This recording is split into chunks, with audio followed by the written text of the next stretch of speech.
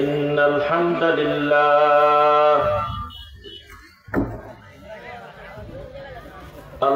لله وحده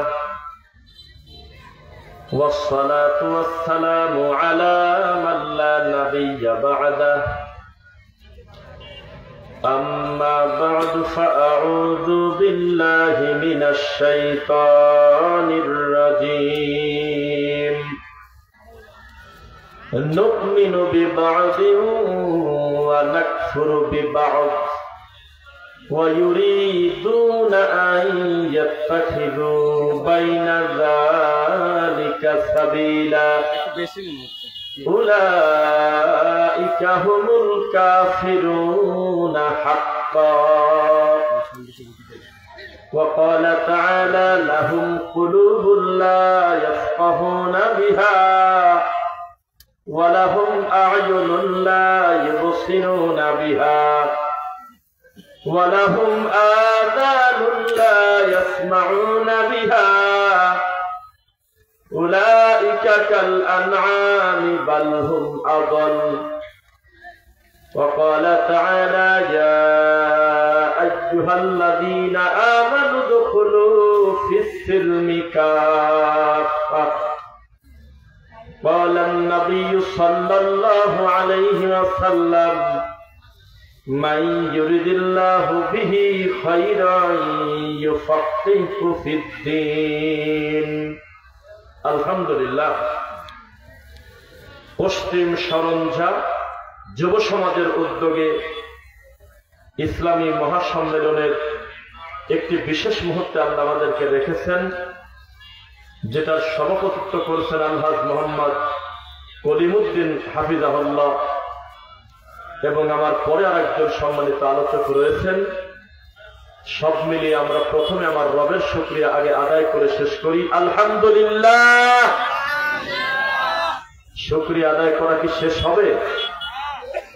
কিয়ামত পর্যন্ত আল্লাহর নিয়ামতের শুকরিয়া আদায় করতে করতে পৃথিবী ধ্বংস হয়ে গেলেও আমার আল্লাহর নিয়ামতের শুকরিয়া আদায় সম্ভব হবে না। শান্তি অবতীর্ণ হোক সেই রাসূলের প্রতি, যেই রাসূল মাটির তৈরি নূরের তৈরি নয়, যেই রাসূল গায়েব জানতেন না, গায়েবের মালিক একমাত্র আমার আল্লাহ। এরপরেও তিনি দুনিয়ার সবচেয়ে দামি মানুষ মুহাম্মাদুর রাসূলুল্লাহ সাল্লাল্লাহু আলাইহি ওয়াসাল্লাম। কেমন আছেন সকলে? আলহামদুলিল্লাহ। আজকে আমাদের বক্তব্যের বিষয় আমরা নির্দিষ্ট করে ফেলেছি এখানে আসার পূর্বে। বিষয়টা হলো সামাজিক জাহিলিয়াত। কি বলছি বলেন তো?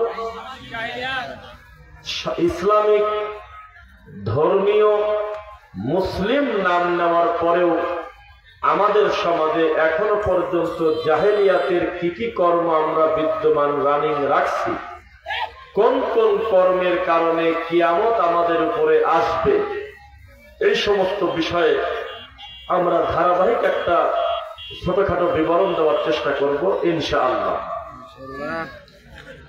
আপনারা জানেন, যেই লোকটা ৫ ওয়াক্ত সালাত আদায় করে, ফজর পড়ে, জোহর পড়ে, আসর পড়ে, মাগরিব পড়ে, এশা পড়ে, এই লোকটা ভালো মানুষ না খারাপ মানুষ?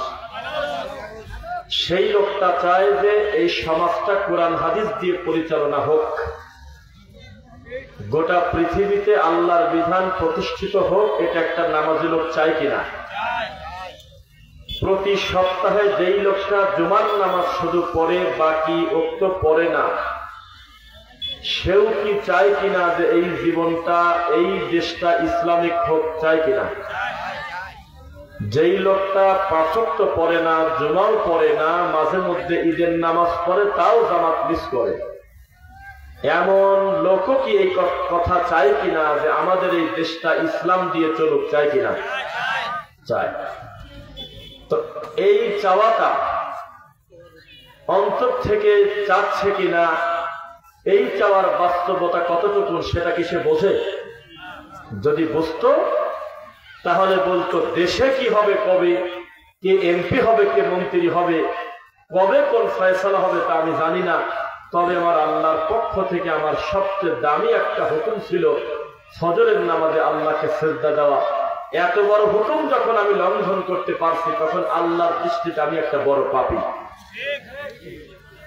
তো চাওয়া এক জিনিস, আর সেটার বাস্তবতা এক জিনিস। আউযু বিল্লাহি মিনাশ শাইতানির রাজীম।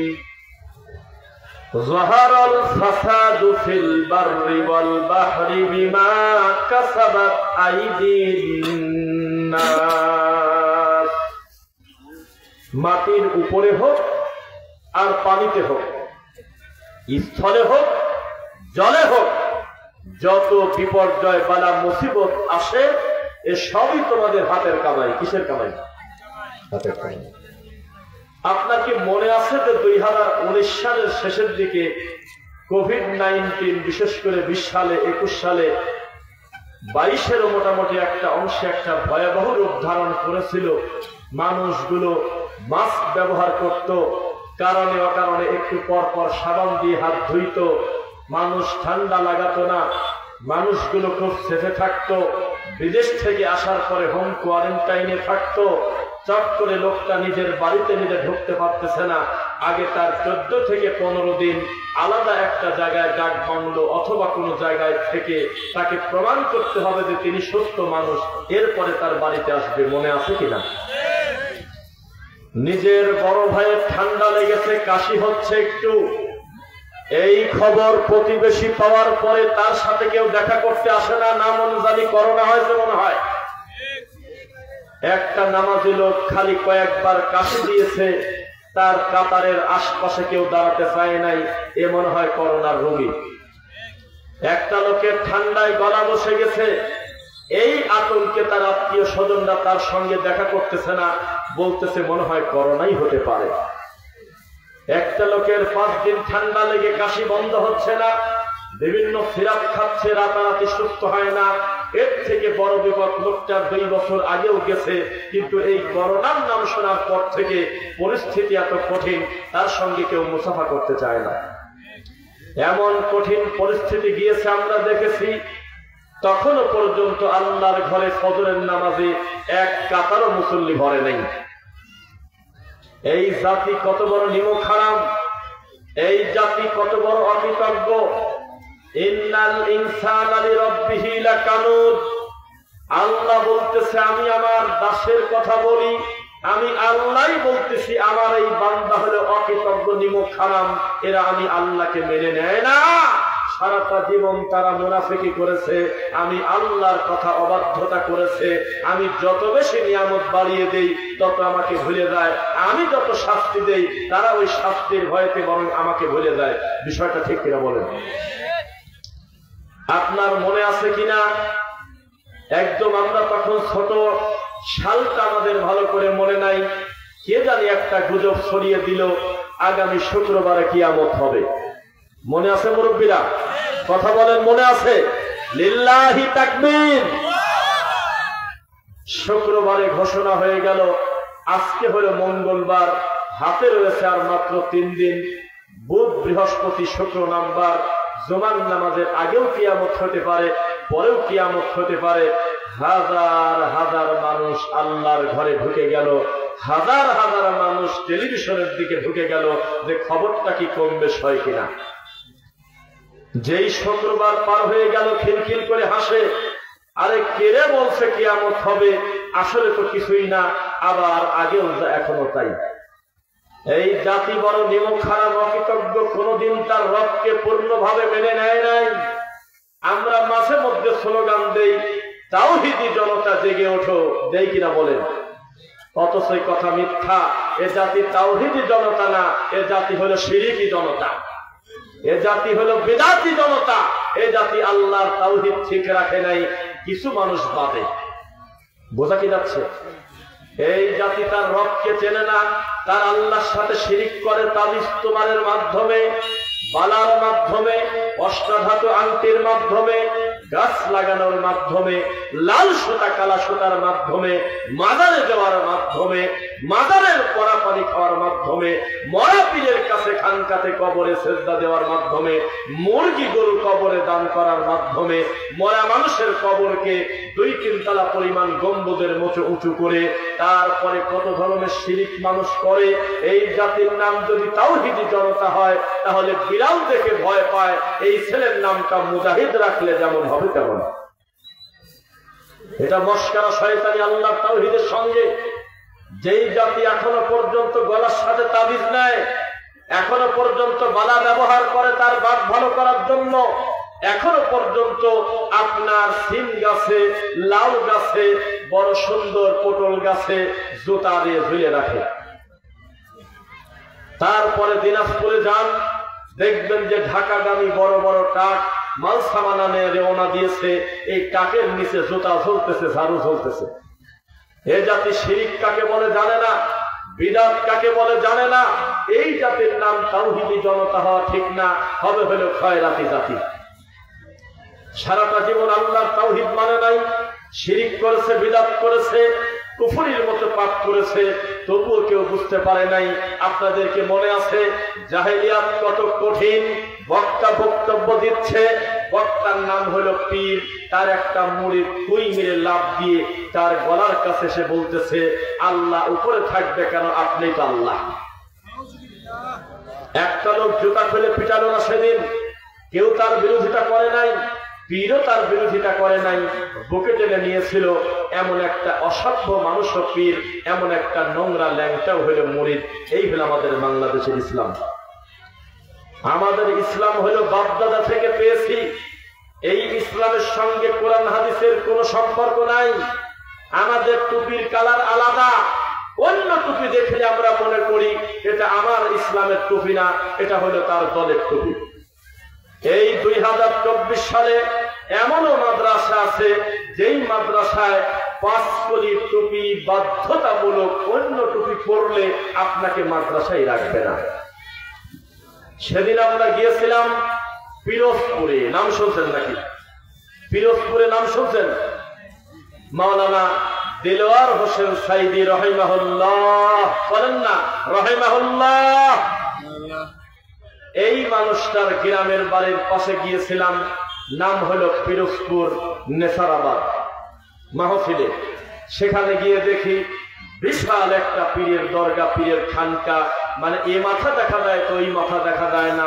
হাজার হাজার বাচ্চা পড়ে, একজন বাচ্চা ওস্তাদের জুব্বার কলার নাই, কলার কাটা, একেবারে কাপড়ের বোতাম, তাদের টুপির ডিজাইনও আলাদা। আমার কিসে আসা যাবে? যার যেটা মন চায় পরীক্ষাটা আমি কি করবো? আজকে এই জুব্বা গায়ে দিয়েছি, কালকে সাদা পরবো, পরশুদিন গলা ছাড়া পরবো, আমার যেটা খুশি পরবো। পোশাকের কোনো ধর্ম হালাল হারামের কিছু না। পোশাকটা যদি ঢোলাঢিলি হয়, শরীর যদি ভিতর থেকে দেখা না যায়, সুন্দর করে নিজের শরীরকে আবৃত রাখার জন্য আপনি যে কোনো পোশাক করতে পারবেন, কোনো দোষের কিছু না।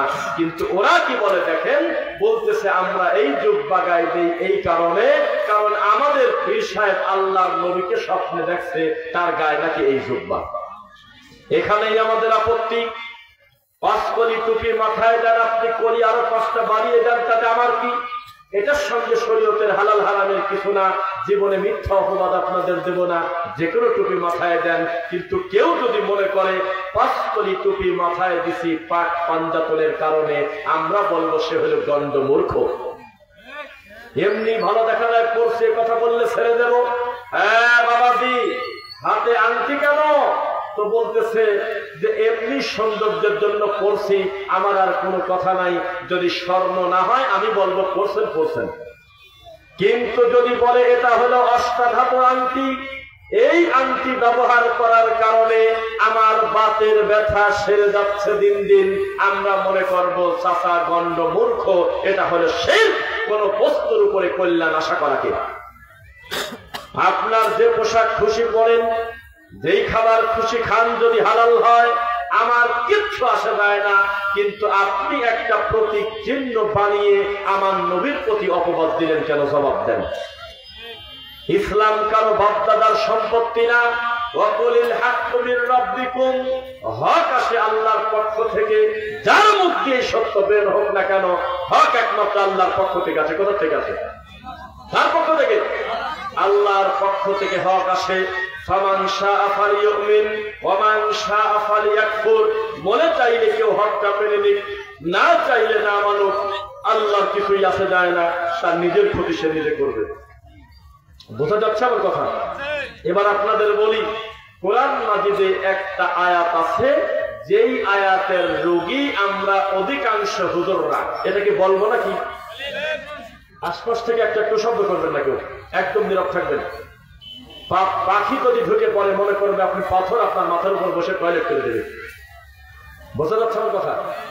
অন্তত যারা আমরা জ্ঞানী মানুষ বালেগ আছি, তারা আমরা দায়িত্বশীল আচরণ করবো ইনশাআল্লাহ। আমাদের মা বোনদের প্যান্ডেলে জায়গা হচ্ছে না, আশা করবো আমাদের বোনরা মারা একটু চেপে চেপে একটু গায়ে গায়ে লেগে বসেন, তাহলে আমার আর এক বোনটা এসে বসতে পারবে ইনশাআল্লাহ। তবে কোনো চেঁচামেচি করবেন না, খুব দ্রুত জায়গাটাকে পূর্ণ করে ফেলেন ইনশাআল্লাহ। আচ্ছা, খেয়াল করবেন সবাই, কুরআন মাজিদে একটা আয়াত আছে, যেই আয়াতটা অনুবাদ করলে আমাদের এই দেশে প্রায় 95% হুজুর আমাদের মাথার উপরে পড়বে, আমরা সব হুজুর প্রায় ওই রোগী। আয়াতটাকে শুনবেন। আউযু বিল্লাহি মিনাশ শাইতানির রাজীম। লা তালবিসুল হাক্কা বিল বাতিল ওয়া তাকতুমুল হাক্কা ওয়া আনতুম তা'লামুন। খবরদার, সত্য আর মিথ্যা একসঙ্গে মিশায় ফেলো না, হক বাতিল এক করে ফেলো না, জেনে শুনে তোমরা সত্য গোপন করো না, তাহলে আল্লাহর দরবারে তোমাদের কঠিন পাকড়াও হতে হবে। দেখেন তো আমাদের এই সমাজে সত্য মিথ্যা একসঙ্গে মেলানোর হুজুর বেশি না হকটা বলার হুজুর বেশি? আপনারা সাক্ষী দিচ্ছেন। সামাজিক জাহেলিয়াত পরিস্থিতি কত কঠিন। এখানে যারা আছেন সবাই আমার সাথে আওয়াজ দেন, ছবি মূর্তি অঙ্কন করা হালাল না হারাম? কোন মানুষের প্রতিকৃতি অঙ্কন করে এই দিনাজপুরের মাঠে, এই বিরলে, এই কাহারলের 3 রাস্তার মোড়ে বিশাল বড় একটা মূর্তি যদি আমরা বানিয়ে রাখি, সে রাজনৈতিক ব্যক্তি হোক, আল্লাহ ফকির হোক আর ঠাকুর হোক, যেই হোক না কেন, শরীয়তের দৃষ্টিতে এটা হালাল না হারাম? যদি সেটা হারাম হয়, এই হারাম কাজে জড়িত যদি কেউ থাকে, সেও হারামের কাজে যুক্ত আছে কিনা? এটা যে সমর্থন করে সে হারামের ভাগীদার হবে কিনা? আর এই মূর্তি যেই হুজুর মুনাজাত করে উদ্বোধন করে, সেই হুজুরের কি হবে আপনি বলেন? আমি শুনব। মুহাম্মদ সাল্লাল্লাহু আলাইহি ওয়াসাল্লাম বলেছেন, আলী খবরদার, তুমি কোনো উঁচু কবর ছাড়বে না, কবরটাকে নিয়ে কোনো বৈষম্য হবে না, কবর পিটায় সমান করে দাও। আল্লাহর বান্দারা ঘুমিয়ে থাকবে, মৃত্যুর পরে নয় জান্নাতে যাবে নয় জাহান্নামে যাবে, ওটা আলাদা জগৎ, আল্লাহর কাছে পৌঁছে গেছে। তোমরা কারুকার্য করে তার কবরে পাথর আর মূর্তি বানাও না, কবরটা থাকবে সমান। তুমি কোন ছবি মূর্তিকে ছাড়বে না, কোন প্রতিকৃতি ছাড়বে না, যেখানে সুযোগ পাবে পিটায় ভেঙে দাও। এই কথা কে কাকে বলেছে মুফতি বলেন তো দেখি? আল্লাহ রাসূল বলেছেন। কাকে বলেছেন? আলী রাদিয়াল্লাহু আনহু, তিনি তার জামাই, তিনি তার কলিজার টুকরা সাহাবী, তিনি আলেম, তিনি হাফেজ, তিনি তার জামাই, তিনি তার চাচাতো ভাই, খোলাফায়ে রাশিদিনের একজন। আল্লাহর নবীর পরে আল্লাহর মাটির উপরে পৃথিবীর সবচেয়ে দামি 4 জনের একজন ছিলেন আলী রাদিয়াল্লাহু আনহু, যিনি ফাতেমা রাদিয়াল্লাহু আনহার স্বামী, হাসান হোসাইনের বাপ। নাম শুনেছেন নাকি?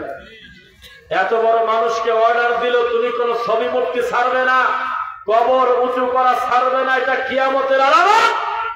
কিন্তু আমাদের দেশের এমন এমন হুজুরকে আমরা বিগত দিনে দেখেছি, তারা মূর্তি পর্যন্ত মোনাজাত করে উদ্বোধন করছে।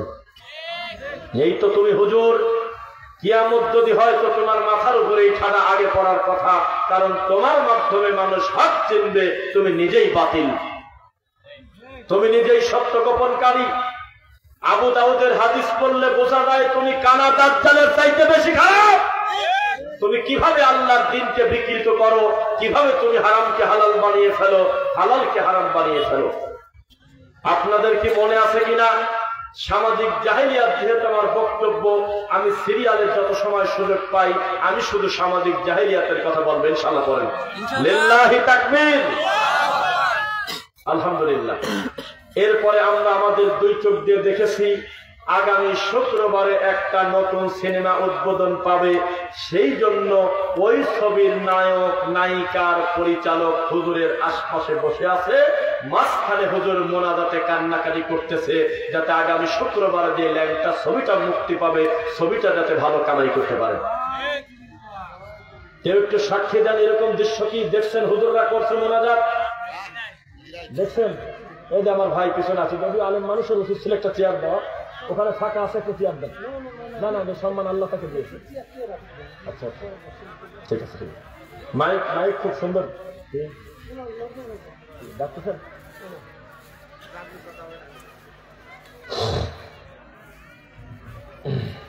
মাইক দ্রুত আসেন, দ্রুত আসেন। কি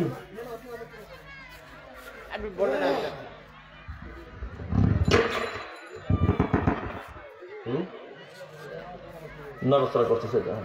আচ্ছা আসুন, দ্রুত দ্রুত আসুন।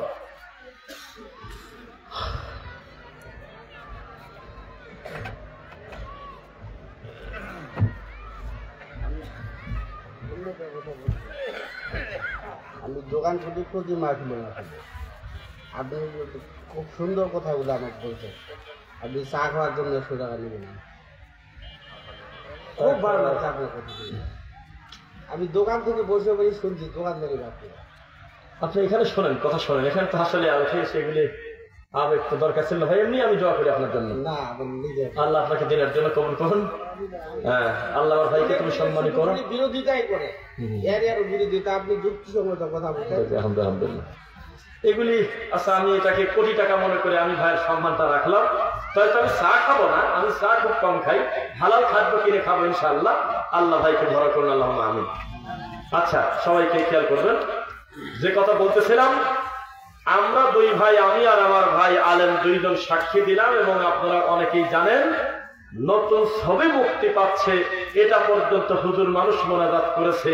এই হুজুরের জন্য কিভাবে দিন কায়েম হবে আপনি একটু বলে দেন। 2018 সালে এই দেশে মূর্তি থাকবে কি থাকবে না, বেশ কয়েকজনের জীবন চলে গেল, অনেক হাফেজ ছেলেরা মরে গেল। তারপরে পরিস্থিতি খুব জটিল, কেউ বলতেছে মূর্তি থাকবে, কেউ বলতেছে থাকবে না। এ ব্যাপারে পক্ষে বিপক্ষে বহু কথা হচ্ছিল বিগত সরকারের সময় 18 সালে।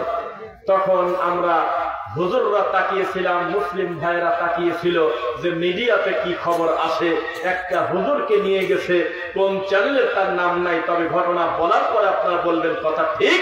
2018 সালে বৃহস্পতিবারের একটা দিন, শুক্রবারে জুমার নামাজ পড়তে গিয়ে এই কথাটা আমরা বলছিলাম। আলেম মানুষ টকশোতে এসে তিনি একা, তার মুখামুখি 3টা নাস্তিক বসা। এই 3টা নাস্তিকের সামনে এই হুজুর তার ধর্ম বিক্রি করে খাইল। নাউজুবিল্লাহ। এই হুজুর বলতেছে, ওই নাস্তিকরা বলতেছে এটাকে মূর্তি বলা যায় না, এটা হলো স্ট্যাচু। মানে এখানে কোনো পানি নাই, এখানে আছে ওয়াটার। কথা কয় না। গরু দুধ দেয় না, গরু দেয় হলো মিল্ক। এই তো তাদের অবস্থা। গাভীর সোনা না, এটা কি গাভীর শরবত? এখন বলতেছে না, এটা কোনো মূর্তি না। জায়গায় জায়গায় যে যাদের ছবি আছে এগুলো স্ট্যাচু, এগুলো কোনো মূর্তি না। এরকম কথা উঠছিল কিনা? ও হুজুর, আপনি কি বলেন? আমরা সমস্ত লোক টেলিভিশনের সামনে তাকায় আছি, যারা সেদিন টিভি দেখতেছিল, যে দেখি হুজুর মানুষের একটা ফতোয়া রায় সারা দেশের মানুষের কাছে হালাল হারামের একটা মাপকাঠি। এই ভণ্ড হুজুরকে মনে হয় 2000 টাকা বেশি দিয়েছে। এই ইবলিস এই খাটাস ফতোয়া দিল আল্লাহর কাবা ঘরটাও তো মূর্তি। দিছিল এই ফতোয়া। সেই দিন আমরা দুঃখে আমাদের নাক কাটা। কিয়ামত কেন হবে না? এটাই তো কিয়ামতের আলামত, যে যোগ্য আলেম ওলামা, যোগ্য মানুষগুলো ধর্ম বিক্রি করবে, 500 টাকার জন্য মিলাদ করে ধর্ম বেঁচে খাবে। আপনাকে বলি, ও হুজুর, আপনি চিৎকার দিলে মুরগি আপনার কথা শোনে না। আর মাওলানা সাইদি রাহিমাহুল্লাহ বক্তব্য দিলে তার নামের উপরে দিনের বেলা 11টার সময় লক্ষ লক্ষ কোরআন প্রেমিক জনতা তার সামনে নামের উপরে চলে আসতো। এত বড় বিদ্বান মানুষের সামনে বক্তব্য দিয়েছে, চিৎকার দিয়ে তিনি বলেছে, খবরদার কেউ আপনারা শিরক করবেন না, খবরদার কেউ গলায় তাবিজ ব্যবহার করবেন না, খবরদার কেউ কোনদিন বিদআত করবেন না, আকীদাকে পরিশুদ্ধ করেন। আর আপনি কোথাকার কে? সত্য কথা স্বীকার করতে এত কিসের লজ্জা? মানুষের ভুল হবে, এটা অস্বাভাবিক কিছু না, পরবর্তীতে সংশোধন করতে হবে। আয়নার মতো ইউটিউবে ক্লিয়ার। মাওলানা সাইদি সাহেব নিজেও এক সময় চট্টগ্রামে মিলাদ কিয়াম করেছে। পরবর্তীতে তিনি বললেন, আল্লাহর রাসূলের বিধান আমার সামনে আসার পরে আমি কোনটা মানব, হুজুরেরটা না আল্লাহরটা? তখন সবাই বললেন আল্লাহ এবং তার রাসূলেরটা। উনি বললেন মিলাদ কিয়াম করা যাবে না, কেননা এটা নবী করে নাই, সাহাবায়ে কেরাম করে নাই। এত বড় অন্তরটা তার প্রশস্ত ছিল। যখনই জেনেছে এটা হক মেনে নিয়েছে, যখনই মেনেছে বাতিল ছেড়ে দিয়েছে। এইরকম আকীদা বিশ্বাস যদি আজকের জামানার ইমামদের হতো, আল্লাহর ঘরের এক জুমার খুতবায় গোটা গ্রামটা সুদমুক্ত হয়ে যেত ইনশাআল্লাহ। কিভাবে কিয়ামত হবে না? এই হুজুর যেই টাকার বেতন পায় প্রতি মাসে, মসজিদ কমিটি প্রায় 1 কোটি টাকা অথবা 30 লক্ষ টাকা আপনার জমা রেখেছে হলে সোনালী ব্যাংকে, ওই লাভ নিয়ে এসে হুজুরকে দেয়, সেই টাকা হুজুর খায় আর জিকিরের সময় লাভ দেয়। ধর্ম বিকৃত কারা করেছে আপনি বলেন? কোন ব্রাহ্মণ কোন ঠাকুর এসে বলে নাই যে আপনি লালনের মাজার করেন। যেই লোকটার নামের উপরে মাজার হয়েছে এই দেশে, তার ওরসের দিন গাঁজার গন্ধে 1 থেকে 2 কিলোমিটার হাঁটা যায় না, গাঁজার ধোঁয়া উঠতেছে ইট ভাটার ধোঁয়ার মতো। এইরকম একটা অসভ্যের নামে আমাদের এই দেশে ব্রিজ আছে কিনা, সেতু আছে কিনা বলেন? কেন সেতু থাকবে? একটা লোক হিন্দু হলে তার একটা নিজস্ব আইডিওলজি আছে। খ্রিস্টান কেন খ্রিস্টান, তার একটা পরিচয় আছে। ইহুদি কেন ইহুদি, তার একটা পরিচয় আছে। আর লালন নিজে হাতে লিখে গিয়েছে, আমি লালন কি জাত এ সংসারে তোমরা বুঝলে না, তার মানে বেজাত। সারাটা জীবন যিনি নারীদের নোংরা নীতি নিয়ে কাজ করেছে, পুরুষদের নোংরামি নিয়ে কাজ করেছে, ভালো কাজ করে নাই, মা বোনদের ইজ্জত দেয় নাই, পুরুষদের সম্মান দেয় নাই, যাদের ধর্ম হলো যৌন ধর্ম নাম, যাদের কাজই হলো কোরআনকে বিকৃত করা, যাদের সবচেয়ে দামি ইবাদত হলো গাঁজা খাওয়া। যদিও তারা গাঁজাকে গাঁজা বলে না, বলে হলো সিদ্ধি। কি বলে? সিদ্ধি। কত বড় শয়তান মিডিয়ার সামনে বলতেছে গাঁজা খেয়ে যদি হজম করতে পারো তাহলে কোনো অসুবিধা নেই। এটা একটা গাছ, এটা আল্লাহ দিয়েছে, এটা খেয়ে যদি তোমরা হজম করতে পারো তাহলে কোনো অসুবিধা নাই। আর যদি খেয়ে বমি করে ফেলো বা টয়লেট করে ফেলো তাহলে পাপ। এ কোন জাতি, কোন লজ্জা? এই জাতির উপরে কিয়ামত আসবে না তো কি আসবে বলেন আপনি? আল্লাহর তাওহীদকে ভেঙে টুকরো টুকরো করে। আমি যে কথা বোঝাতে চাচ্ছিলাম, লালন ফকিরের দরগা হিন্দুদের আস্তানা থেকেও বেশি খারাপ। মুসলমানের জন্য একটা 1000 হিন্দুদের প্রতিমা মন্দির যেই ক্ষতি করতে পারবে না, ধর্মের নামে একটা পীরের মাজার তার থেকে বেশি মানুষের ঈমান ক্ষতি করবে। কেননা এখানে লোকজন ঠিক মতো নামাজ পড়ুক আর না পড়ুক, এখনই যদি বলা হয় অমুক মন্দিরে গিয়ে একটা সেজদা দিয়ে আসো, অমুক মন্দিরে গিয়ে একটা ছেলে চাও, ও আমাকে মারিয়ে দিবি আর বলবি আপনার মাথা খারাপ, আমি মুসলমান হয়ে হিন্দুদের মূর্তিতে গিয়ে আমি ছেলে চাবো কিভাবে? কিন্তু আমার বলা লাগবে না, নিজের কষ্টের টাকা দিয়ে, নিজের গোয়ালের গরু দিয়ে, নিজের ক্ষেতের ধান দিয়ে লক্ষ লক্ষ টাকা নিয়ে বাবার দরবারে গিয়ে নিজের ঈমানটা রেখে চলে আসতেছে এমন মুসলমান এই দেশে আছে কিনা? কেন কিয়ামত হবে না? এগুলো তো জাহেলিয়াত। এই বৈষম্য থাকবে কেন? কে জান্নাতি কে জাহান্নামী ফয়সালা কোথায় হবে বলেন? আপনি জোর করে কাউকে জান্নাতি বলবেন, জোর করে কাউকে আল্লাহর ওলি মনে করে, জোর করে তার কবরটাকে পাকা করে দিয়েছেন। এমনও একটা এলাকায় মাহফিল করতে গিয়েছি, যেই এলাকার লোক একেবারে নিরীহ ভালো মানুষ, গরিব, তারা মসজিদে নামাজ পড়ে যেই জায়গায়, সেখানে ডাইরেক্ট হলো ফ্লোর, একটা কার্পেট কেনার মতো টাকা তাদের এখনো নাই। খুব গরিব মানুষ, দিনের বেলা দিয়ে কোন রকম সালাত আদায় করে। ঠিক তার 200 মিটার ফাঁকে একটা ঠাকুরের মাজার আছে, সেই মাজারটার আপনার মোটামুটি 200 মিটার না 50 মিটার জায়গা যদি বিক্রি করা যায়, এই মসজিদ 10 টাকা করা সম্ভব। এইরকম গম্বুজ 3 তলা, কি নকশা তার শেষ নাই, অথচ নিচে শুয়ে আছে কিনা কেউ জানে না, গাঁদা খাতে খাতে মরে গেছে। এই তো মানুষের ধর্ম। আল্লাহর ঘরটা পড়ে আছে অবহেলায়। পাগলা মসজিদে বেশি বেশি টাকা ওঠা, এটা হলো কিয়ামতের আলামত। কিশোরগঞ্জের মসজিদে, পাগলা মসজিদের যখন কৌটা খোলে, দান বাক্স খোলে, 3 মাস পর পর 6 মাস পর পর কোটি কোটি টাকা ওঠে। মিথ্যা না সত্য বলছে? অথচ ওই মসজিদ থেকে 2 কিলোমিটার ফাঁকে কত এতিমখানায় ছাত্ররা সপ্তাহে 1 দিন গরুর মাংস খেতে পারে না, ভালো মানের কার্পেট নাই, ভালো মানের পোশাক নাই। ওই গ্রামে কত বিধবা মহিলার একটা সেলাই মেশিন কিনে দেওয়ার মতো টাকা নাই। ওই এলাকার বহু এতিম ছেলের দায়িত্ব নেওয়ার মতো লোক নাই। আর পাগলা মসজিদের কৌটা খুললে কোটি কোটি টাকা ওঠে। এটা সামাজিক জাহেলিয়াত, এটা ধর্মীয় জাহেলিয়াত। কেন উঠবে টাকা? যদি বলেন মসজিদে টাকা উঠলে অসুবিধা কি, আমি বলবো ভাই রে, যদি লিখে দিত ভালো মসজিদ, টাকা কেউ দিত না। ওদের পাগলা মসজিদ লেখছে জন্য টাকা ওঠে। এই জাতির কাছে ভালো মানুষের থেকে পাগলের দাম বেশি। ল্যাংটা কাপড় পরে না, সেই লোকটাও মরে গেলে তার নামে মাজার হয়, আর বলে যে তার ভিতরে জিনিস ছিল।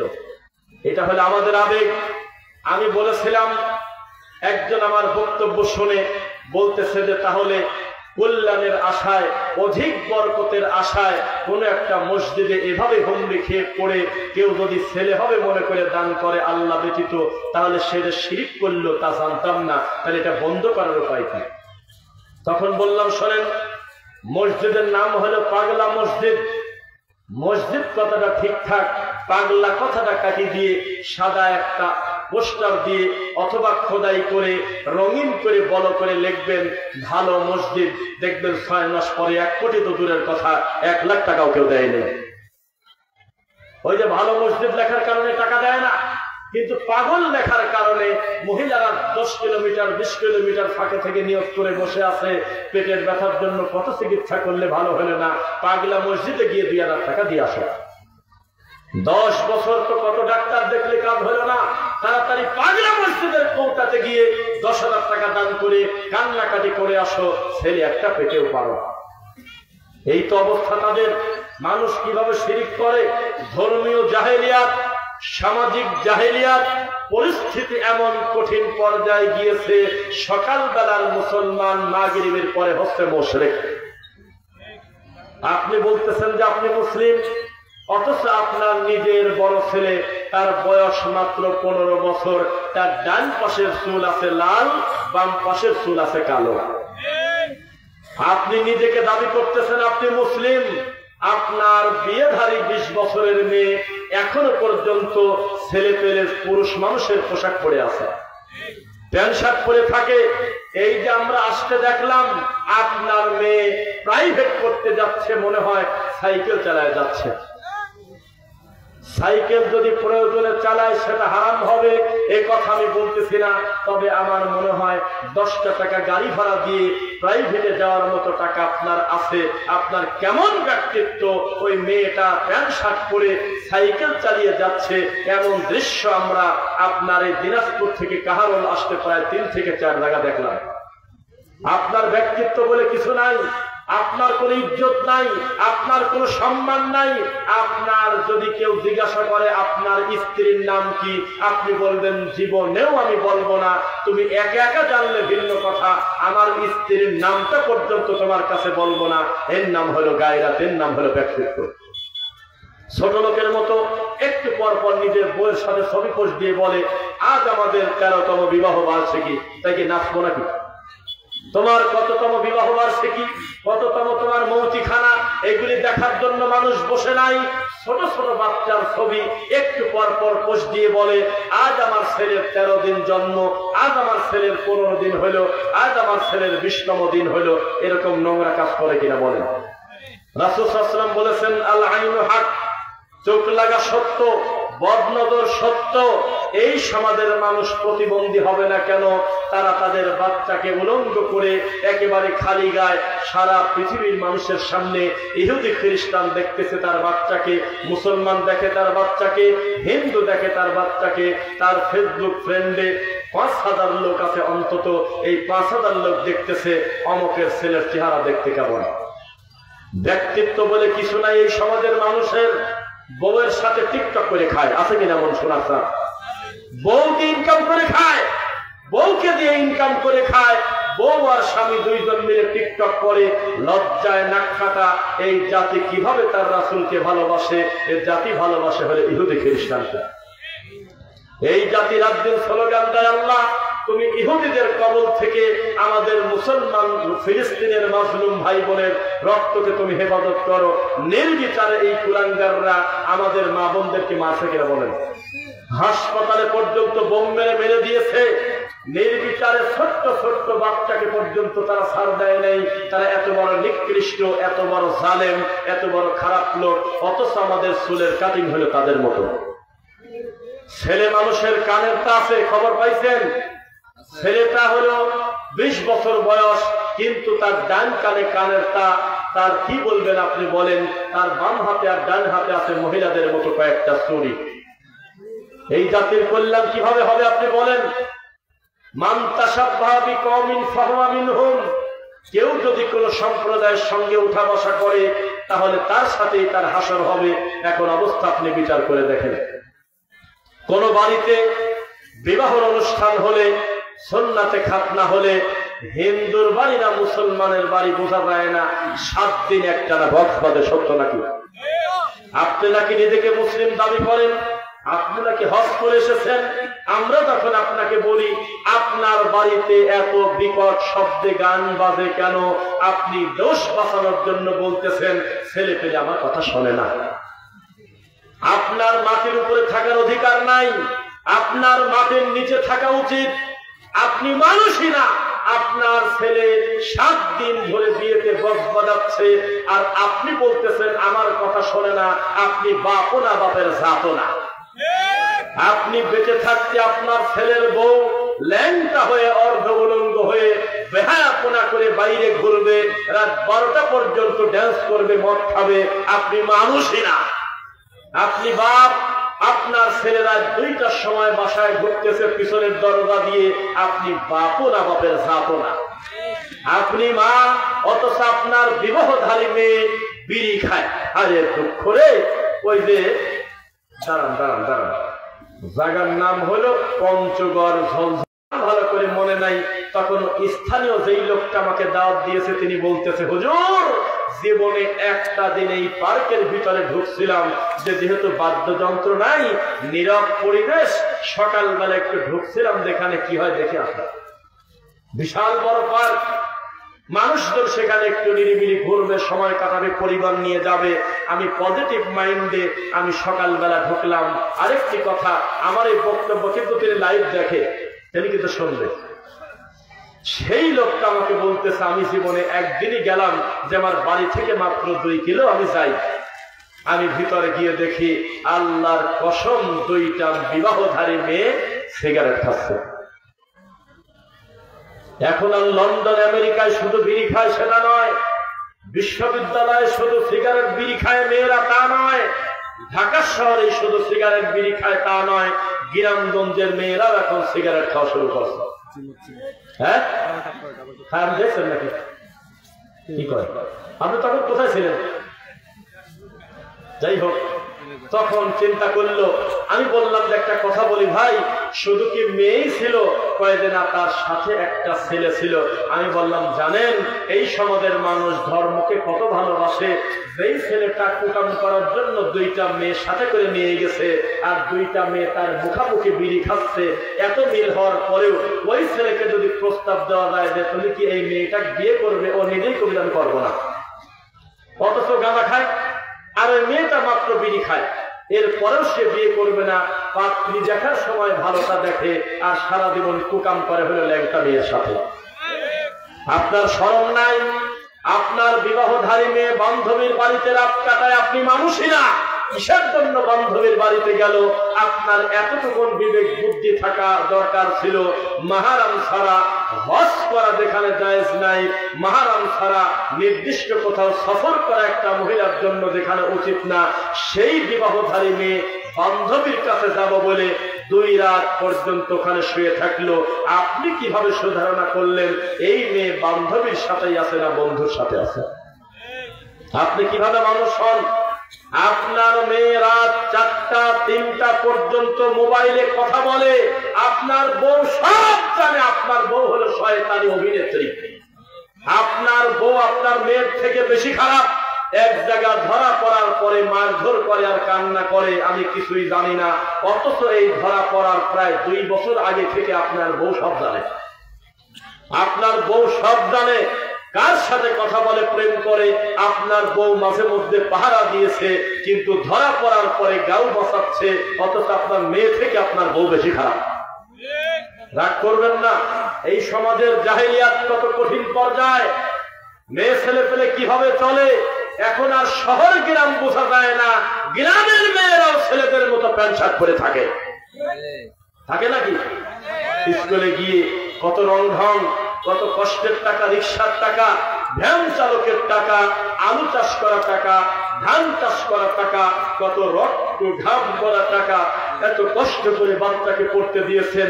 সেই বাচ্চা যদি মেসে দেয়া বিড়ি খায়, এ দুঃখ কোথায় রাখবেন বলেন? বসে পড়েন, বসে পড়েন, কষ্ট দিন না অন্য ভাইকে, বসে পড়েন। হ্যাঁ,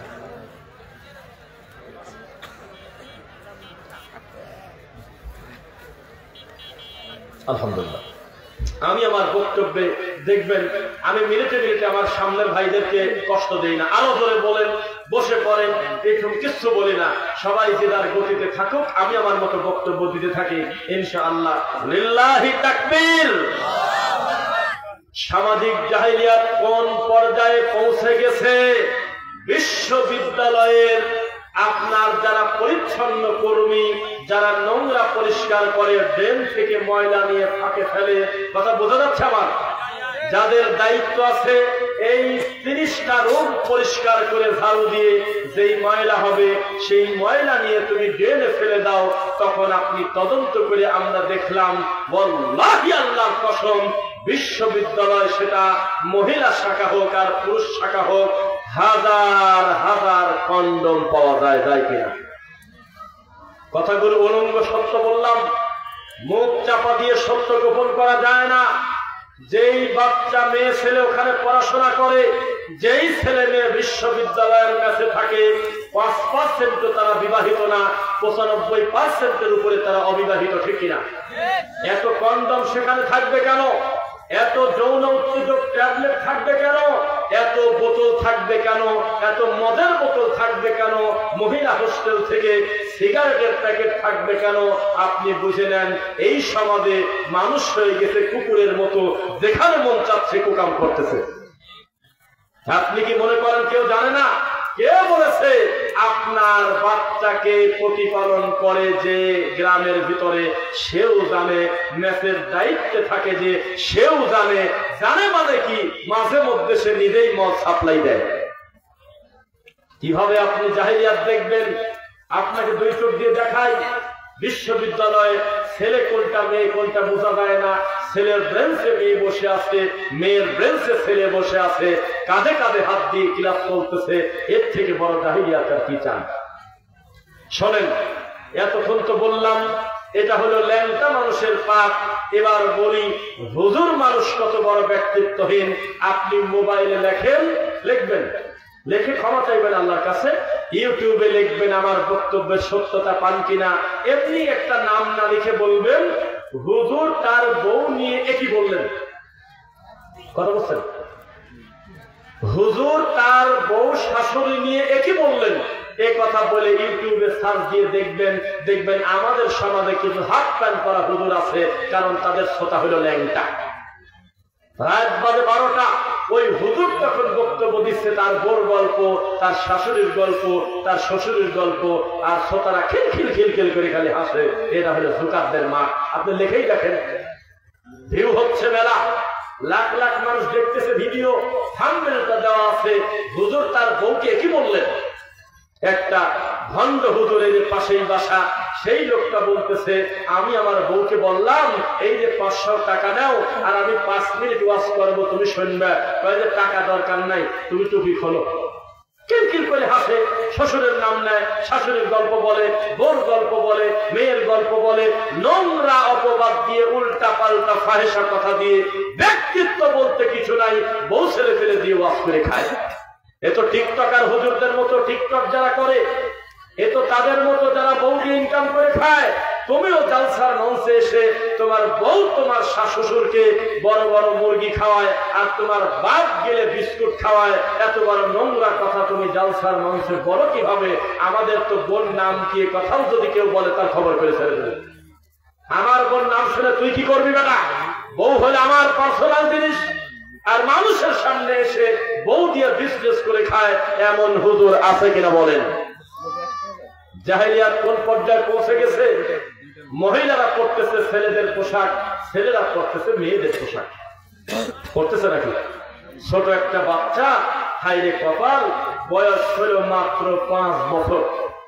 এই 5 বছরের ছেলের এক পাশের চুলটা আপনার হলো ঘোড়ার লেজের মতো বানাইছে। মেশিনে বানান যায় জানেন নাকি? ওই যে রং কিনতে পাওয়া যায় না, কালো চুল মুহূর্তের ভিতরে আপনার রঙিন করে ফেলবে। তো মনে পড়ছে টিয়া পাখির কালার, কি কালার? ঝুটি বানাইছে ছোট বাচ্চার, এই ঝুটির কালারটা বানাইছে টিয়া পাখির। গোটা মাথাটা হলো কালো চুল। এই সমাজে জাহেলিয়াতের আর কি বাকি আছে? আল্লাহ বলেছেন ইয়া আইয়ুহাল্লাযীনা আমানু, হে স্বীকৃতি প্রদানকারীরা, লা তাত্তাখিযুল ইয়াহুদা ওয়ান নাসারা আউলিয়া, ইহুদি খ্রিস্টান তোমরা বন্ধু রূপে কোনদিন গ্রহণ করো না। বা'দুহুম আউলিয়াউ বা'দ, তারা নিজেরা নিজেদের বন্ধু, তোমার কোনদিন বন্ধু না। তারা তোমার জাতি শত্রু, তারা তোমার মানব শত্রু, তারা তোমার ইমানি শত্রু। ঠিক কিনা বলেন? কেউ যদি মনে করে অমুক ইহুদি রাষ্ট্র আমার উপকার করে, সমস্ত অমুসলিম রাষ্ট্র মুসলমানদের বিরুদ্ধে সবাই এক। আপনার মনে পড়ে না ওই রোহিঙ্গাতে, ওই আরাকানের আমার সোনার টুকরা মুসলিম ভাই বোনদের একেবারে জীবন্ত তাজা কচু কাটা করে রক্ত খাইছে? দেখছেন? এই কথা বলেন, দেখছেন? দেখছেন নাকি? আরে বোবা নাকি সামনে? নাকি ওই সেই উল্টা পাল্টা গাঁজাখড়ি গল্প শুনে, আব্দুল কাদের জিলানীর বাপের বড়ি খাওয়ার গল্প শুনে, বায়েজিদ বোস্তামির রামায়ণের গল্প শুনে, নোংরা কথা শুনে শুনে একেবারে মনটা শেষ হয়ে গেছে? কোনটা বলেন? লিল্লাহি তাকবীর। কোন রোগী নিয়ে সামনে বসলাম আল্লাহ তুমি ভালো জানো। তবে এখানে যদি কোনো জাদুকর বক্তা আসতো, যেই বক্তার আগে দিতে হয় 40,000, পরে দিতে হয় 60,000, তার নামের উপরে প্যান্ডেল ভরে দিত। আমরা জানি এই জাতি দুধ খায় না, দুধ বিক্রি করে ঝালমুড়ি কিনে খায়। এটা হলো আমাদের বাঙালি জাত।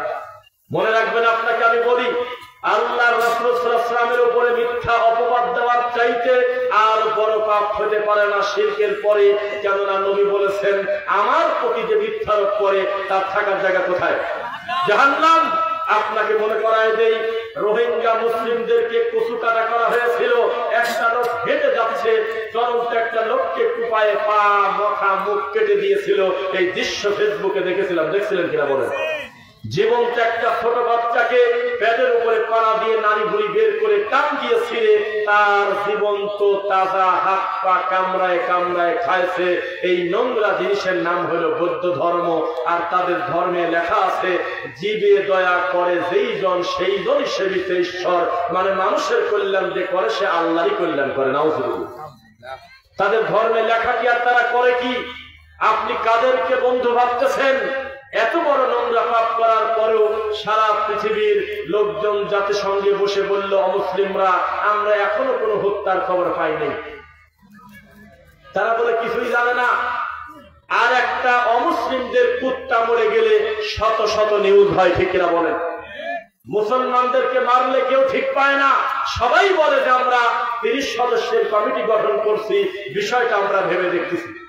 এটা একটা বিচ্ছিন্ন ঘটনা। আমরা এরকম কোন প্রমাণ পেলে আইনানুগ ব্যবস্থা নেব। আর হিন্দুদের, বৌদ্ধদের, ইহুদিদের, খ্রিস্টানদের একটা বিড়ালের গায়ে আপনি টোকা দিয়ে দেখবেন সারা পৃথিবীর অমুসলিম মানবাধিকার লঙ্ঘনের নামে আপনার উপরে বিরুদ্ধে মামলা করে দেবে। আপনার লজ্জা নাই? আপনি এখনো চুল কাটেন হলো খ্রিস্টানের মতো, এখন আপনার হাতের নখটা আছে বৌদ্ধর মতো, এখন আপনার পোশাকটা আছে আমেরিকার ল্যাংটা একটা লোকের মতো, এখন আপনার ছেলের চলাফেরা ইন্ডিয়ার একটা নায়কের মতো। আপনি কিভাবে আশা করেন এই দেশে ইসলাম কায়েম হবে? আপনি নিজেকে আল্লাহকে ভয় করাতে পারেন নাই, নিজে বলতে পারেন নাই যে আল্লাহ আমি তোমাকে ভয় করি, তোমার সব আদেশ মেনে দিলাম, তোমার সব নিষেধ আমি পরিত্যাগ করলাম। তখন বলা যেতে পারে আল্লাহ তুমি আমাকে একটি সুন্দর দিন কায়েমের তৌফিক দাও, দেশটা তুমি ইসলামিক করো। এখন তো নিজেই আপনি আল্লাহকে চেনেন না। শোনেন, এই জাতি কত অকৃতজ্ঞ আপনাকে আমি বলি। আসমান থেকে এক সময় ভাজা গোশত আর মাশরুম আসতো। বলেন তো কোন জাতির উপরে? ইহুদিদের উপরে। কার উপরে? ইহুদি জাতির উপরে, বনী ইসরাইলের উপরে। আল্লাহ কত নিয়ামত দিয়েছিল। আসমান থেকে সময় মতো মান্না ওয়াসসালওয়া, সুন্দর মাংস আর মাশরুম আসতো, জান্নাতি খাবার। এটাও তাদের পছন্দ হলো না। আল্লাহর সিদ্ধান্ত তারা পরিত্যাগ করলো। বলেন নাউজুবিল্লাহ। একেবারে পাথরের ভিতর থেকে আল্লাহ ঝর্ণার মতো ছুটে বৃষ্টি বের করে দিল। এরপরেও তারা আলহামদুলিল্লাহ বলে না। ফিরআউনের মতো একটা নিকৃষ্ট পাপীকে চোখের সামনে ডুবায় মারল। এরপরেও ইহুদিরা আল্লাহকে মানল না। ওই আসমান থেকে ব্যাঙের বৃষ্টি করলো, তারপরেও আল্লাহকে মানল না। আসমান থেকে বৃষ্টি হলো, পানি পড়া বাদ দিয়ে ফড়িংয়ের বৃষ্টি হয় পঙ্গপালের, এরপরেও আল্লাহকে মানে না।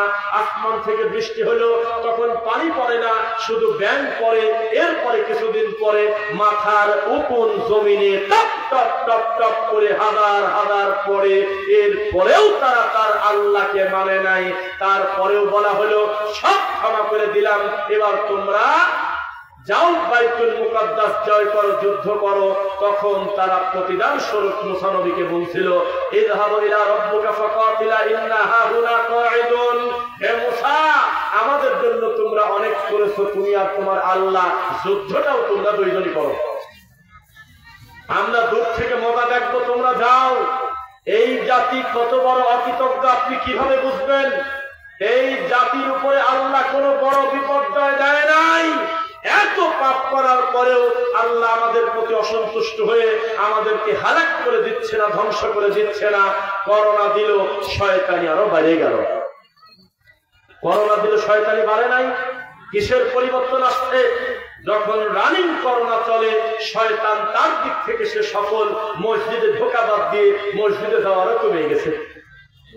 কি করবেন এখন? করেন মানে একটা ছেলেকে মা বলতেছে গেলে তোর 7 দিন পরে পরীক্ষা, তুই তো ঠিক মতো পড়াশোনা করিস না। ব্যাপারটা কি?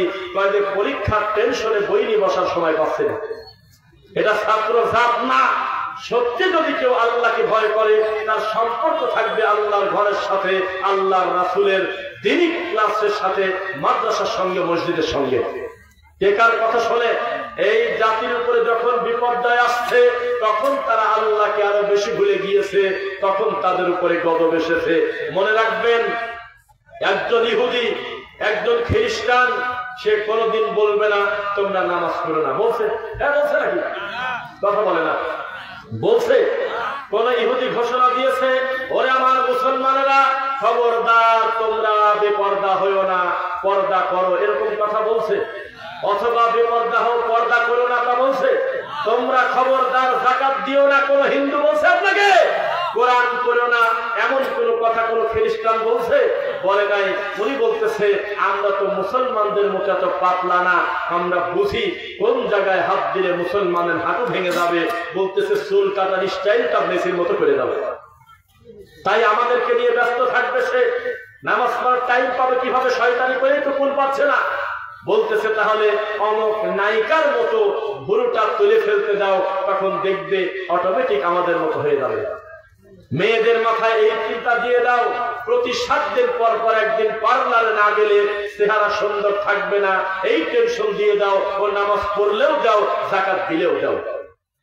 এই ছেলেদের মাথায় চিন্তা দিয়ে দাও যে আমরা একটু পরে ব্যাট করতে নামবো, ফুটবল ক্রিকেট খেলবো, ওরা বাজি ধরে মরবে, লক্ষ লক্ষ টাকা বাজি ধরবে।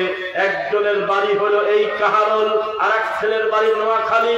এই 2 জন অনলাইনে পরিচয়, ওইখান থেকে বন্ধু বাজি ধরতেছে, এখানে এই বন্ধু বাজি ধরতেছে যে 6 উইকেটে যদি আপনার কি বলে বুঝি না, ভালো করে খেলা দেখি না, যদি এত রান হয় বা এত কিছু হয় আমি দেবো 5,000 টাকা। বন্ধু বলতেছে আমি দেবো 5,000 টাকা। রানিং জুয়া চলতেছে, আর তার পাশে তার আব্বা শুয়ে আছে, ল্যাপের নিচে শুয়ে শুয়ে ঘোরা হচ্ছে। এর থেকে পাপ করা সহজ রাস্তা কোথায়? ফোন রেখে গেছে আর এক রুমে, কানে হেডফোন আছে, তারপরে কান টুপি দিয়েছে, আর বাপের সঙ্গে হেঁটে হেঁটে যাচ্ছে মেয়ে। কল্পনাতেও কোনোদিন ধরবে না যে আমার মেয়ে কারোর সাথে কথা বলতেছে, অথচ রানিং তার সঙ্গে কথা বলতেছে। পরীক্ষার হলে সেদিন দেখলাম মোবাইল নাই, কোনো কিছুই লাগবে না, ছোট একটা ডিভাইস নিয়ে কানের দুল করার মতো এখানে ঝুলিয়ে রাখছে, তারপরে হেজাব করছে, পর্দা দিয়েছে, আর দূর থেকে কি কি জানি বলে দেয়, হুবহু সেটা শুনে শুনে পরীক্ষা দিচ্ছে। জাহিলিয়াত আপনি কাকে বলবেন? পাপ করা কত সহজ, পাপ করার সমস্ত রাস্তা খোলা। ওরা জানে মহিলাদেরকে বেনামাজি হতে বললে হবে না, মহিলাদেরকে যদি বলা হয় শোনো স্বামীর আনুগত্য করো না, জীবনে তারা আমাদের কথা শুনবে না। ডাইরেক্ট বলে দিয়েছে স্টার জলসা চালু করে দাও, আমাদের টিভি সিরিয়াল চালু করে দাও, অটোমেটিক ডিভোর্স হয়ে যাবে। এই জাতির লজ্জা নাই। ও হুজুর, তোমাকে আমি ভালো বলবো কোন জ্ঞানে? কয়েকদিন আগে তুমি বলেছিলে ডক্টর জাকির নায়েক যদি বাংলাদেশে আসে আমরা এয়ারপোর্ট ঘেরাও করবো, বলছিল এরকম কথা। ওই কুয়াকাটির হুজুর বলছিল যদি ডক্টর জাকির নায়েক এই বাংলাদেশে আসে আমরা এয়ারপোর্ট ঘেরাও করব। ঠিক তার কয়েকদিন পরে তার এক মা ল্যাংটা মহিলা এসে এই দেশের নেছে কোটি কোটি টাকা নিয়ে গেল, কোন হুজুর রাস্তায় বের হয় না। ডক্টর জাকির নায়েককে জিজ্ঞাসা করলো আপনি কি আমাদের বাংলাদেশে ভ্রমণ করতে চান কিনা? উনি মিষ্টি হেসে বললেন আমার মনে বড় আশা, কিন্তু কিভাবে যাব? এরা আমাকে কাফের মনে করে, এরা আমাকে খ্রিস্টানের দালাল বলে, আমি নাকি প্যান্ট শার্ট পরি সেজন্য আমি খ্রিস্টান। এভাবে কত অপবাদ দেয় আমার প্রতি, আমাকে গালি দেয়। তবে আমি আমার বাংলাদেশের ভাইদের ভালোবাসি, আমার মনে বড় আশা আমি একদিন যাব। শুনেছেন? এই মানুষকে এই দেশের মানুষ ছাড়ে নাই, যাকে দিয়ে আল্লাহ এত খেদমত নিয়েছে। আল্লাহর এই মাটির উপরে সমসাময়িক সময় তার থেকে বেশি অমুসলিমকে মুসলিম বানিয়েছে। আর একজনের নাম বলেন, আমি শুনবো আছে, সেই মানুষটা পর্যন্ত চায়ের দোকান থেকে নিরাপদ না। আপনার এলাকার টমটমে বসেই বেদাতি হুজুর ফতোয়া দিচ্ছে উনি নাকি ইহুদির দালাল, বলে নাকি কেউ কেউ বলে? আরে হুজুর, তুমি চিৎকার দিলে মুরগি শোনে না, আর এই মানুষটা বক্তব্য দিলে সারা পৃথিবীর একেবারে 80% শিক্ষিত মানুষের কাছে তার কথা পৌঁছে যায়। সবাই হা করে তাকিয়ে থাকে, লোকটার মাথার ভিতরে কি ম্যাগনেট আছে? এই মানুষটাকে তুমি গালি দিলে কিভাবে? এই পৃথিবীর 6টা ইহুদি রাষ্ট্রে লোকটার ঢোকা নিষেধ, ঢুকতে পারবে না। নিজের মাতৃভূমি ইন্ডিয়াতে পর্যন্ত তার জায়গা হলো না। এত বড় মাজলুম একজন দায়ীকে আমাদের এই দেশের লোক আজও পর্যন্ত ইহুদির দালাল বলে। এজন্য তাদেরকে আমরা বলি তারা হলো ল্যাংটা হুজুর। হুজুর এরা লালন ফকিরের থেকে খারাপ। ইহুদি খ্রিস্টান এদের বিরোধিতা করতে করতে হুজুর কখন জানি নিজেই খ্রিস্টান হয়ে গেছে।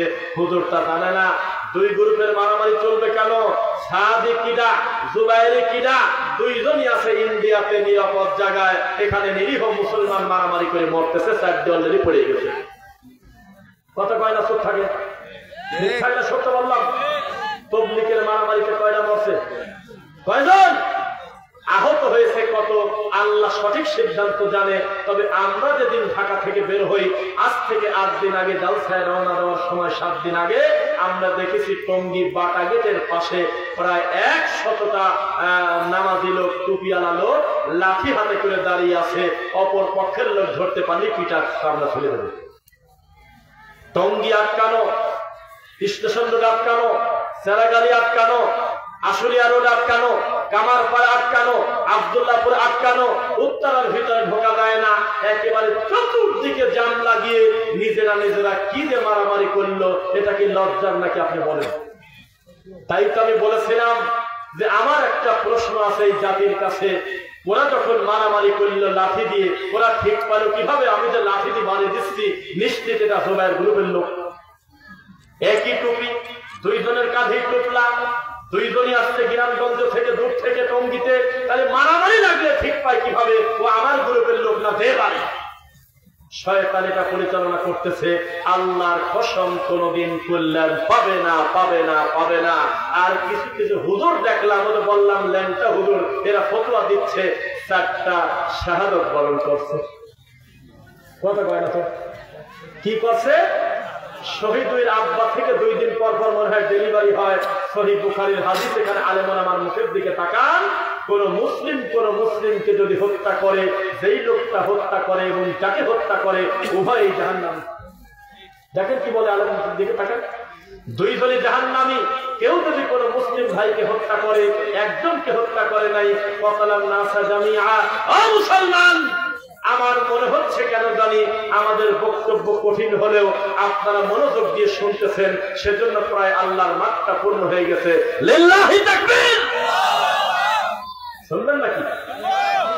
মান কাতালা নাফসান বিগাইরি নাফসিন আও ফাসাদিন ফিল আরদি ফাকান্নামা কাতালান নাসা জামিআ।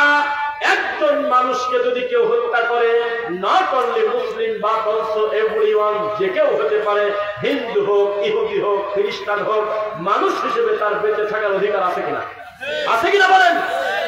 খবরদার, এই মানুষকে যদি কেউ বিচার বহির্ভূত হত্যা করে আইনি প্রক্রিয়ার মাধ্যম ছাড়া, তাহলে মূলত একজনকে মারে নাই, কাতালান নাসা জামিআ, সে যেন গোটা মানবের সব শেষ করে দিয়েছে। বলেন নাউযুবিল্লাহ।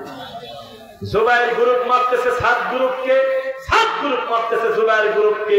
এই 2 দলই বেদাতি, কথা ঠিক, তবে কেউ আমরা তাদের অমুসলিম মনে করি না। তারা অবশ্যই মুসলিম, তারা গুনাহ করে, কথা ঠিক আছে, তারা ভুল পথে দাওয়াতি কাজ করে, কথাও ঠিক আছে। তবে কোনোদিন একটা লোক তাদেরকে অমুসলিম বলবে এটা ঠিক হবে না, কারণ 2 গ্রুপই আল্লাহকে সিজদা দেয় কিনা।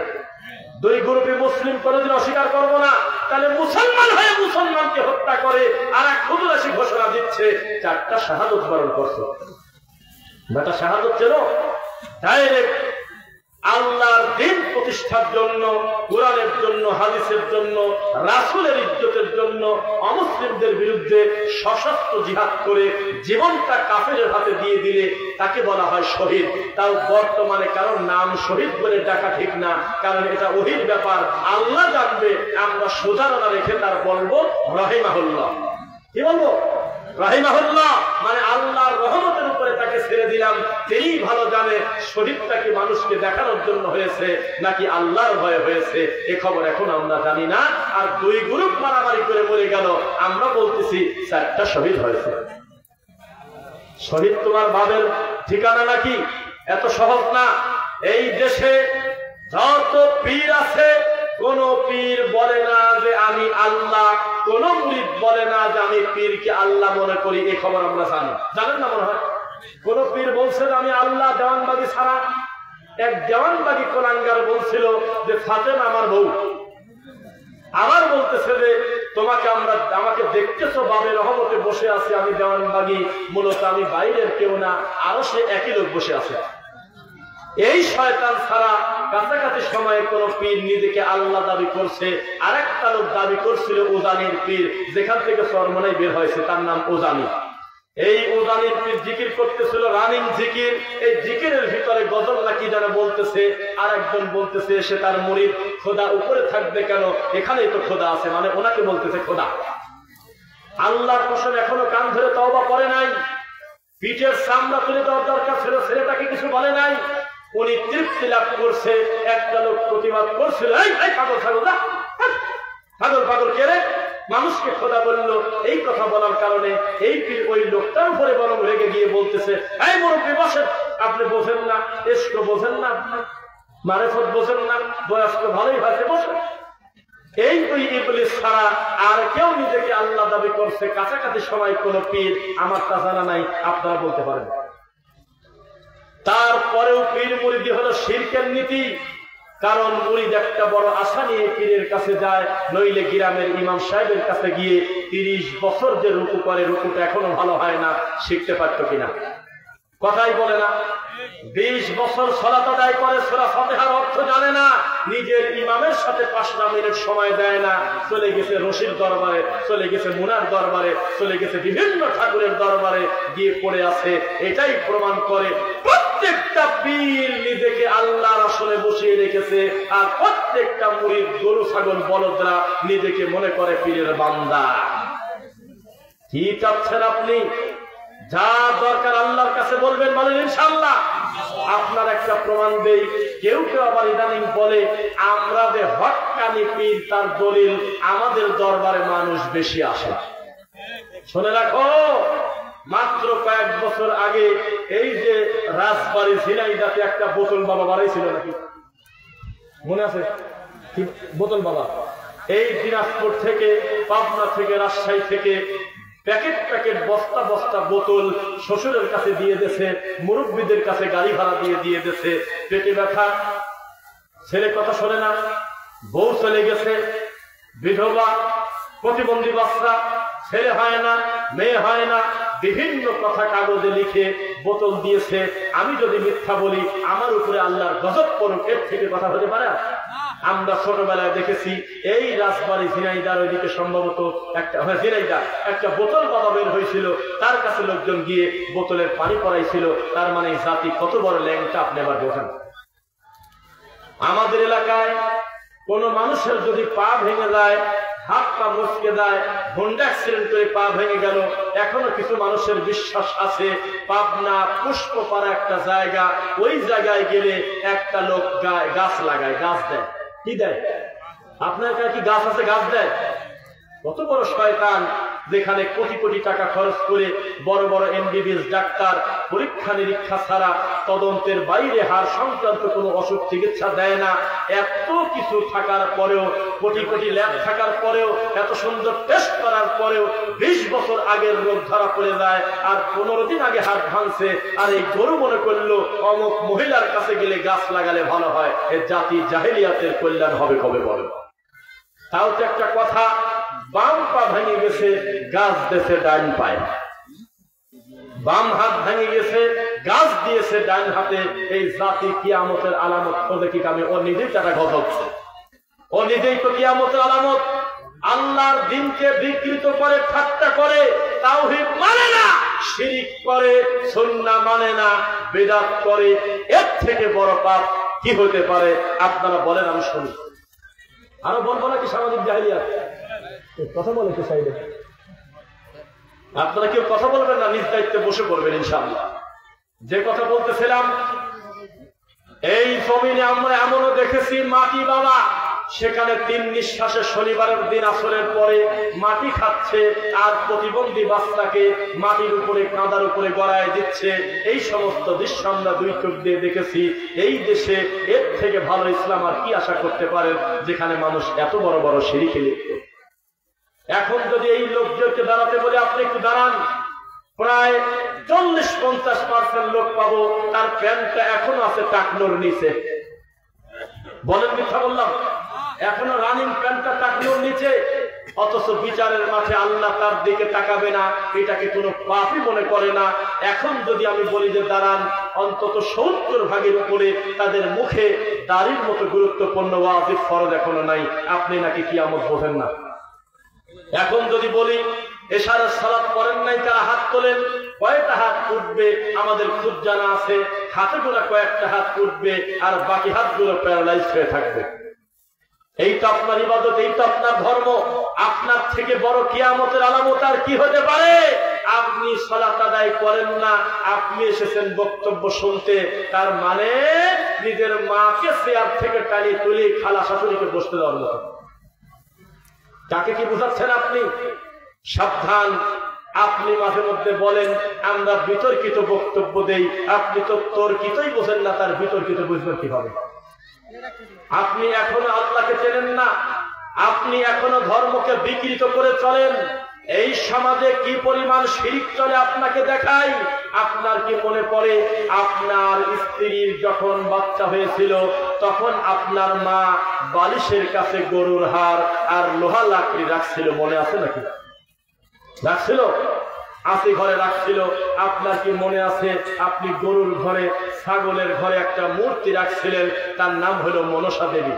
আপনার কি মনে আছে আপনার দাদি, আপনার নানি প্রথম রুটি বানিয়ে সেই রুটিটা চালের উপর রেখে দিত, এই রুটিটা কাউকে খেতে দিত না? আপনার কি মনে আছে আপনার দাদির জানালা ভরা কদু, এই লাল থাকার পরেও তারপরও সে জুতা ঝুলিয়ে রাখছে একটা পাতিল দিয়ে, আকৃতি দিয়ে, হাত বানিয়ে, চোখ বানিয়ে, পাতিলের উপর চিহ্ন দিয়ে যাতে নজর না লাগে। এত বড় বড় শিরকে লিপ্ত ছিল। আপনি বুঝবেন কি হবে? এই জাতির অধঃপতন খুব শীঘ্রই হবে। কেননা এই জাতি পুরুষ হয়ে গেছে মহিলা, মহিলা হয়ে গেছে পুরুষ। ভালো কোনো সুস্থ ছেলে খুঁজে পাওয়া খুব কঠিন হবে। সামনে একটা মেয়ে বিয়ে দিতে, ভালো একটা মেয়ের সঙ্গে নিজের ছেলে বিয়ে দেওয়ার জন্য এলাকা এলাকা ঘুরতে হবে, সহজে মিলবে না। এটা হলো সমাজের চিত্র। এখনই ফিরে আসেন কোরআন হাদিসের দিকে। আল্লাহর তাওহীদ যদি আপনি না মানেন, আপনি নিশ্চিত থাকেন জীবনেও জমিনে বরকত পাবেন না। বরকত আসে কোথা থেকে? কোথা থেকে বলেন? বিয়াদিকাল খায়র, কল্যাণ আসে আল্লাহর পক্ষ থেকে। কল্যাণ মানুষ দিতে পারে না, কল্যাণের মালিক একমাত্র আল্লাহ। তবে যেদিন পীরের মুরিদ হয়েছেন তারপর থেকে এই কথা অলরেডি কাটে গেছে, আর নাই। পীর নিজেকে অলিখিত ভাবে আপনাকে বলে দিয়েছে আমি আসি বিচারের মাঠে দেখে দেব। নাউযুবিল্লাহি মিন যালিক। সাবধান, খবরদার, নিজেকে বিক্রি করে দিয়েন না, নিজের বিবেকের দাঁত ফেলায় দিয়েন না। আল্লাহকে মেনে নেন, আল্লাহর রাসূলকে মেনে নেন। যেই বন্ধুর সঙ্গে একসঙ্গে 7 জন বসে গাঁদা খান, কত মিল, কত মোহাব্বত। এক সিগারেট আপনাকে না দিয়ে খায় না, ভাগ করে খায়। একটা চা 3 বন্ধু খায়, একটা সিগারেট 7 জন মিলে খায়। এক পোটলা গাঁজা এক সিগারেটে ভরে 7 জন বন্ধু মিলেমিশে খাচ্ছে। কত মোহাব্বত, কত ভালোবাসা। এক বোতল মদ 15 জন বন্ধুকে দাওয়াত দিয়ে খাওয়ায়। এত বড় বন্ধু যদি জেলে যায় আগামী কালকে, মায়ের চোটে আপনার নামটা আগে বলে দিবি পুলিশের কাছে।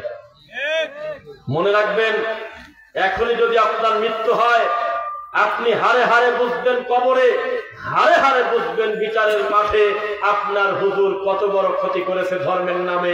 আপনার পীর আপনার 4 পয়সার উপকার করে নাই, আপনাকে বেশ করে আপনার মাথার উপরে পা দিয়ে পীর বড় বড় তালা করে নিয়েছে। আপনি বলদ বলদি থাকলেন। এই সমাজে টাকা দরকার জীবিত মানুষের জন্য, মাজারে টাকা লাগবে কেন? মাজারে যদি 1 টাকা দিয়ে থাকেন জীবনে, তওবা যদি না করেন, আপনার জীবনে 1 নেকি আছে, এ কথা মিথ্যা। আপনার কোনো নেকি নেই, শিরক। মরা মানুষের টাকা দিচ্ছেন, মরা মানুষের কোনো টাকার দরকার নাই। জীবিত মানুষ হাসপাতালে কাতরাচ্ছে, তার অপারেশন দরকার, টাকা নাই। মরা মানুষের টাকার দরকার নাই, সেখানে টাকা। আর জীবিত মানুষ চিকিৎসা পায় না, সেখানে কোনো টাকা নাই। পুরোটা উল্টা হয়ে গেছে। মানুষ টাকা দিচ্ছে মাজারে, অথচ মাজারওয়ালা মরে গেছে, এটাই ঠিক। কেউ যদি মনে করে আমার পীর সাহেব মরার আগে যেমন ছিল এখনো কবরে জীবিত আছে, আমার কথা শুনবে, আল্লাহর কসম সে আবু জেহেলের মতো কাফের কাফের কাফের। মুহাম্মদ সাল্লাল্লাহু আলাইহি ওয়াসাল্লাম, তার কাছে কেউ যদি ছেলে চায় কবরের পাশে গিয়ে, হে আল্লাহর রাসূল, আমার 4টা মেয়ে, আপনি একটা ছেলের ব্যবস্থা করে দেন, এই কথা বলার পরে হজ করতে গিয়ে 1 নেকি যদি বাড়িতে আসে, ইসলাম ধর্ম মিথ্যা। আল্লাহর নবীর কাছে ছেলে চাওয়া যায় না, আল্লাহর নবীর কাছে কোনো কল্যাণ চাওয়া যায় না, আল্লাহর নবীর কাছে 1টা টাকা চাওয়া যায় না। তো শাহজালালের মাজারে মানুষ যায় কিভাবে আপনি বলেন? এখনো পর্যন্ত যদি কোনো হাজি কোনো উমরাকারী নবীর কবরের দিকে তাকায় হাত তুলে আবেগ বেশি দেখায় কান্না করতে যায়, পুলিশ তার হাতে গোতা দিয়ে অনেকেই অভিযোগ করে হাতের উপরে বাড়ি দেয় না, এটা একটা মিথ্যা কথা। তারা কাউকে মারে না, তারা আপনার থেকে অনেক ধৈর্যশীল, অনেক ধৈর্যশীল। যে 20 টাকা ঘুষ দেন না এই জন্য পুলিশ আপনাকে পিটাবে, বিষয়টা এমন না। তারা হালকা টোকা দেয়, হালকা ধাক্কা দেয়, ও হাজি হারাম, এখানে কিছু চাইতে হবে না, যা দরকার কাবার মালিকের কাছে চাও, যা দরকার আল্লাহর কাছে চাও। এই কবরওয়ালা তোমাকে কিছুই দিতে পারবে না, যদিও তুমি তার উম্মত, তোমার চেয়ে নবী এই দুনিয়ার সবচেয়ে ভালো মানুষ তিনি, কোনো সন্দেহ নাই তিনি হাউজে কাউসারের মালিক হবেন, তাকে বিরাট সম্মান দেওয়া হবে, মাকামে মাহমুদ পাবেন, নিশ্চিত জানা কথা। কিন্তু তোমার এখন ছেলে দেওয়ার মতো ক্ষমতা আমার নবীর নেই। ছেলে যদি লাগে দেওয়ানবাগে চলে যাও, নাকি বলেন? ছেলে যদি লাগে আত্মসে চলে যাও, ছেলে যদি লাগে তো সরমুনার দরবারে চলে যাও, নাকি আপনারা কি বলেন? আপনাদেরকে একটি কথা বলি, আপনাদের সমাজের মানুষ কি জিকির আজগার করে? জিকির জিকির করে কিনা? জিকির জিকির একটা ইবাদত নাকি অন্য কিছু? ইবাদত।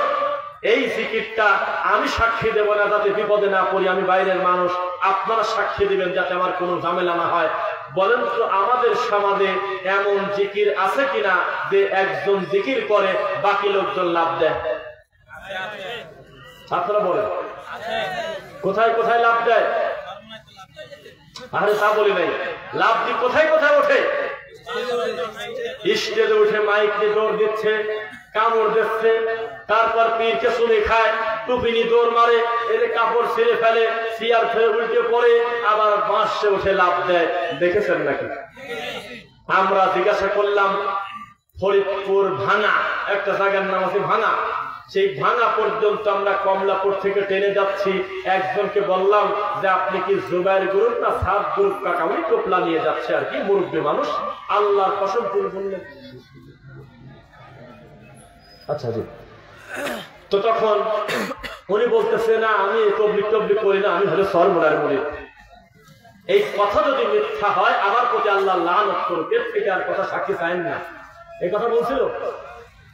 সাথে ছিল হলো রতন ভাই নামে আমাদের এক ভাই ছিল না, আল্লাহর কসম সে বলল আমি হলো সরমুনার মুরিদ, আজ 34 বছর আমি সেখানে যাওয়া আসা করি। ফাল্গুনে না কোন মাসে যেন যাওয়া আসা করে। তো তখন তাকে বললাম যে বাবা যে একটা কথা বলে রাগ করবে না, উনি তো আমাকে ছেলে নামাজ পড়া। আমি বললাম যে আচ্ছা জিকিরের সময় লাভ দেয় কি কামে? বললাম। তো উনি আমাকে কি বলতেছে জানেন?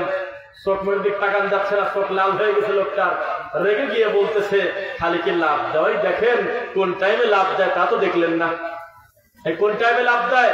যখন এসক চলে আসে তখন লাভ দেয়। আমি বললাম যে আমারও তো সেই প্রশ্ন, লাভ দিক আরো ধরে লাভ দিক, একসাথে ইবাদত হইলো, অতিরিক্ত লাভ ঝাপ দিলে শরীর ভালো থাকে, ব্যায়াম হয়, একই সঙ্গে শরীরও ভালো থাকবে, ইবাদত হবে, আমরাও সবাই লাভ দেব। কিন্তু একটা প্রশ্ন, যেই বাসে উঠে লাভ দেয় ওই বাসেই তো কত কারেন্টের তার আছে, একবারও তো লাল আর কালা তার কামড়ে ধরে না। যেই পাশে লাভ দিচ্ছে জিকিরের সময় চরমনাইতে, কোন দিন আমরা দেখলাম না একটা রড লাইটে কামড় মারি দিয়েছে। কই হয় না কেন? কত এই যে মাইকওয়ালা ভাই আছে এখানে জিজ্ঞাসা করেন, অনেকগুলো তার এখানে আপনার মাল্টি প্লাগ আছে কিনা? মাল্টি প্লাগ মানে অনেকগুলো প্লাগ থাকে কিনা? কোনদিন দেখলাম না। স্টেজে লাফালাফি করতে করতে এই দিক না করে মাইকওয়ালার দিক করে দেয়, সেই আঙুলটা মাল্টি প্লাগের মধ্যে ভরে দিয়েছে। তোমার এসব আমরা বুঝি। এখনই যদি তোমাকে কেউ সুই দিয়ে খোঁচায় তুমি বুঝবে কেউ আমাকে সুই দিয়ে খোঁচাচ্ছে, তুমি খালি নরম জায়গায় লাভ দাও। একটা বার দেখলাম না যে তুমি রড লাইটে কামড় দিয়ে ভেঙে ফেললে। তোমার শয়তানি আমরা বুঝি। ওয়াযকুর রাব্বাকা ফী নাফসিক, হে নবী ওদের কথা বাদ দেন, আপনি নিজে জিকির করবেন কিভাবে? মনে মনে, তাদাররুআন ওয়া খীফা, বিনয় নিয়ে ভয় নিয়ে সুন্দরভাবে, ওয়াদুনাল জাহরি মিনাল কওল, কণ্ঠ উঁচু করা ছাড়া, শব্দ করা ছাড়া সুন্দরভাবে আল্লাহকে ডাকেন। আপনার আল্লাহ বধির নন, তিনি যা আপনি বলবেন তিনি বুঝে ফেলে। ইয়ালামু খাইনাতাল আ'য়ুনি ওয়া মা তুখফিস সুদূর, চোখ কি বলে ভিতরে কি বলে সব খবর কে জানে? যাই হোক, আমরা অনেক সময় কথা বলছি, এবার আপনাদের উদ্দেশ্যে আমাদের একটি কথা। এই মাঠে এই পশ্চিম সরঞ্জাত যুব সমাজের উদ্যোগে এর আগে আর কয়বার মাহফিল হয়েছে? না না, এই যুব সমাজের উদ্যোগে এর আগে হয়েছে। যাই হোক, যেহেতু এই মাহফিলটা এখানে হচ্ছে, মাহফিলের একটা খরচ আছে কিনা বলেন, আছে কিনা? তো